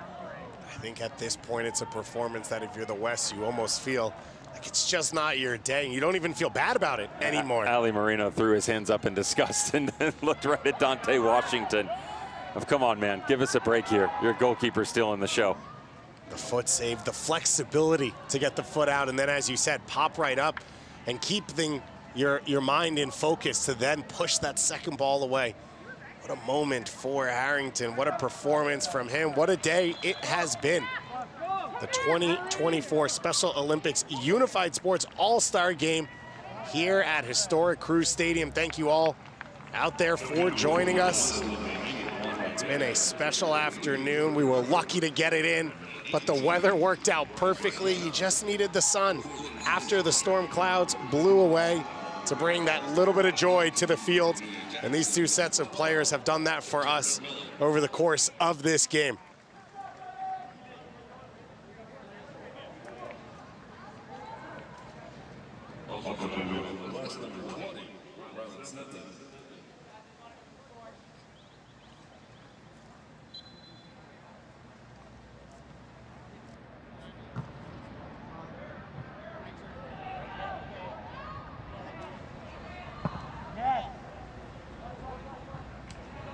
Ball over the top, the goal scorer, Martin, puts the pressure on.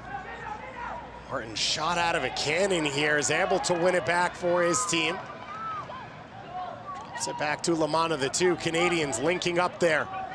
Striking opportunity, it swings just by Escobar's foot.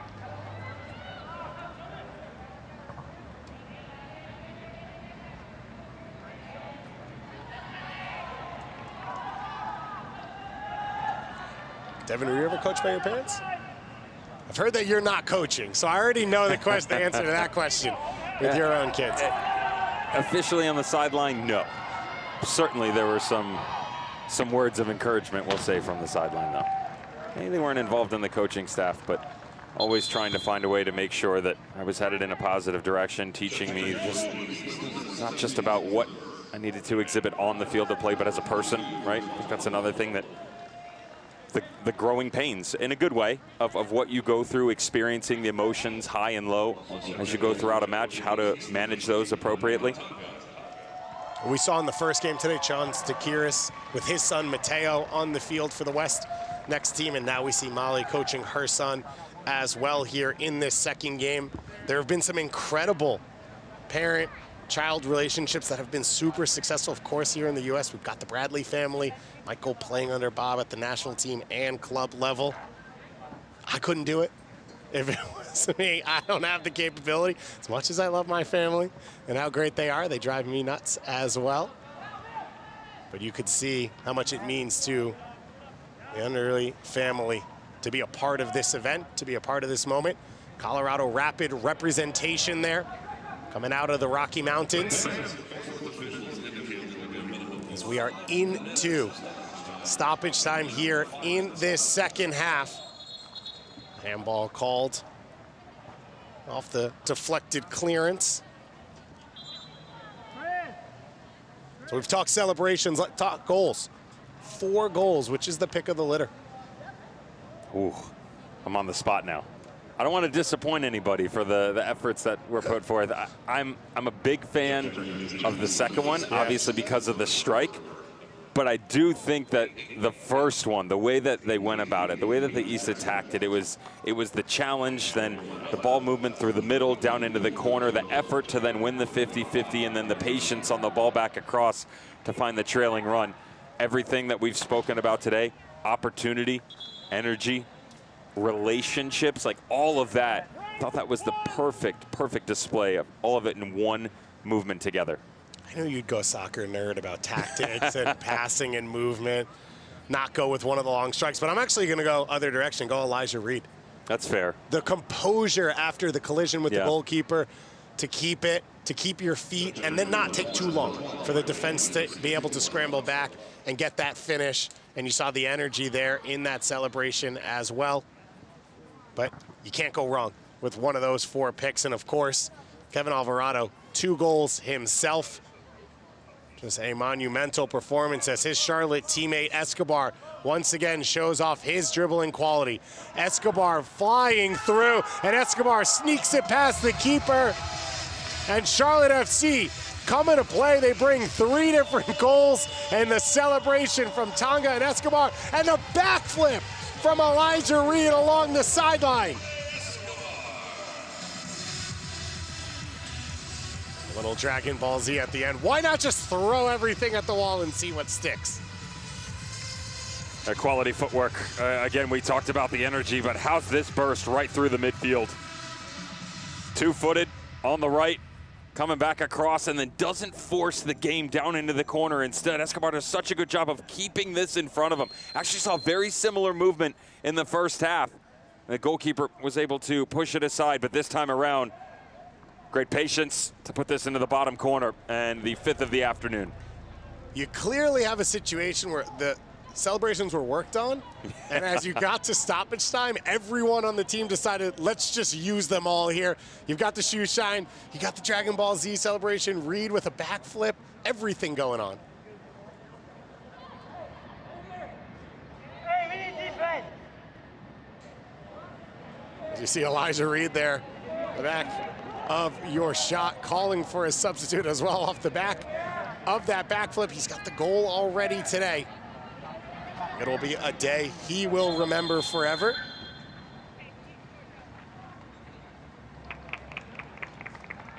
As McDay comes back on for him. What a host Columbus has been so far. Devin, we mentioned the soccer city that is Columbus, Ohio. Historic Crew Stadium was the perfect venue for an event like this. Great backdrop for the time being. Remember, we're not done either. There's still a lot to come, but great start to the day with the MLS Next All-Star Game. Certainly the West and East unified teams and the battle that has been back and forth. I don't think the scoreline is necessarily indicative of the performance that we've seen from the West squad. Even though they have conceded 5, they created a ton of opportunities, and maybe on another day, certainly with a different goalkeeper, not named Caleb Harrington, not only would the scoreline be a little bit closer, but a possibility for the East to be out in front. But certainly everybody having a ton of fun throughout the course of the 90 minutes. No doubt about that.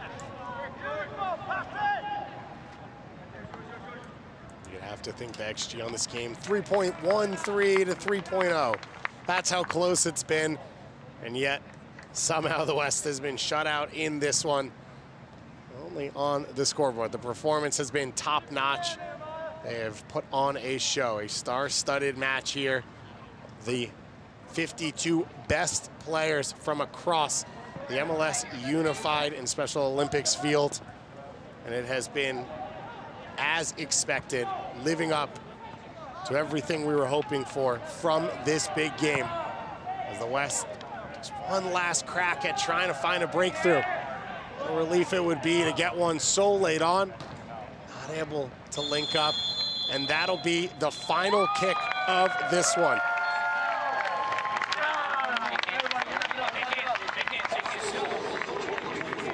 So Rourke Martin will go down as the game-winning goal scorer off the assist from Nolan McNellis. Kevin Alvarado with 2, Elijah Reed with a goal as well, and Jaime Escobar, the capper. What a game, what a performance. What a show of sportsmanship here, as these two teams have really been able to bond over the course of this week. It was a beautiful start to the match for the East Unified team. 3 goals, felt like they were in cruise control after the first half. The West did a really good job. I thought they established an identity within the midfield. They were certainly more aggressive up top. They committed numbers to their attack going forward. They made you think about the game differently. It wasn't just going to be speed, but unfortunately for them, there's a young man in goal today by the name of Caleb Harrington that just produced save after save to keep them at bay. 5 on the afternoon for the East Unified team. There he is, the savior for the defensive unit. For Jacqueline Reyes, certainly Molly Underley, and of course Matt Lewis-Lee. Yes, 5 goals, but 8, count them, 8 very impressive saves by Caleb Harrington. Keep an eye on all the ways that he had to push these attacks aside. It was from distance, it was up top, certainly in a tight-knit nature, right at the top of the 6. There was pace behind it, there was precision to the far post, but always being able to set himself in the right position, always being the man that said, absolutely not, we're gonna keep this perfect record intact. That one was about as close as they come on the double save with about 10 minutes to go. And Caleb Harrington, again, although all the boys up top, boys and girls, were able to produce goals, Caleb Harrington produced a spectacular 8 saves for that young man. An incredible performance. So rare to have a 5-0 game where you run a highlight reel of the goalkeeper's performance at the end of everything, but that's the type of afternoon it was for Caleb Harrington, and that's the type of match it was. 2 teams full of stars going toe-to-toe. What a performance, what a match, and the East stands on top for 2024. You've been watching the Special Olympics Unified Sports All-Star Game here at the MLS All-Star festivities and on the MLS YouTube channel.